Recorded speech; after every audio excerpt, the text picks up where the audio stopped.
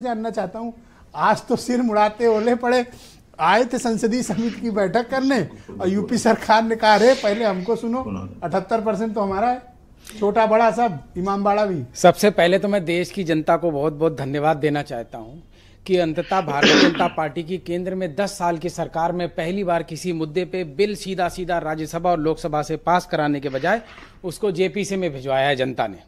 इसका पूरा पूरा स्वागत, पूरा शुभकामनाएं, पूरी बधाई जनता को जाती। यही लोकतंत्र और संविधान की ताकत है और पूरा देश इसको देख रहा है।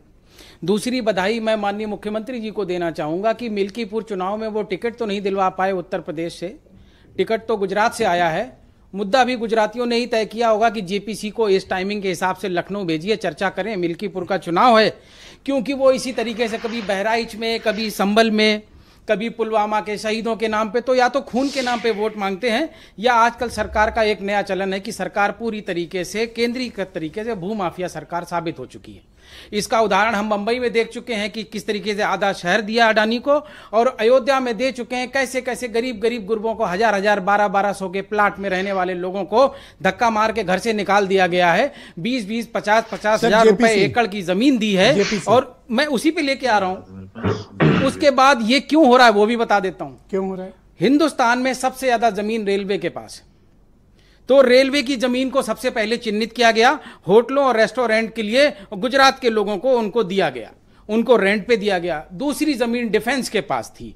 डिफेंस में एक एक करके इन्होंने स्टेशनों के कंटोनमेंट बोर्ड्स को भंग करना शुरू किया है और उस जमीन को नगरपालिका को देना शुरू किया है, और उस नगरपालिका को जो डिफेंस की लैंड दी जा रही है वो फिर रेस्टोरेंट, होटल और प्रतिष्ठानों के लिए व्यापारियों को दिया जा रहा है। किन व्यापारियों को दिया जा रहा है? लखनऊ में रात के 11 बजे आप देखेंगे बड़ी गाड़ियां हैं और उनका रजिस्ट्रेशन नंबर गुजरात का है। यहां तक कि जो मिल्कीपुर में प्रत्याशी आए उनका भी रजिस्ट्रेशन गुजरात से ही है। तो मैं आपको कहीं ना कहीं ये लिंक कर रहा हूं कि यहां लखनऊ में बैठ के जो इसको सनसनीखेज खबर बनाने की कोशिश कर रहे हैं, उनको आदेश मिला है गुजरात से कि मिल्कीपुर चुनाव में इस कार्ड को इस्तेमाल कर लीजिए। जुफर फारूकी से आपका क्या रिश्ता है? जनता को फिर एक बार सलाम।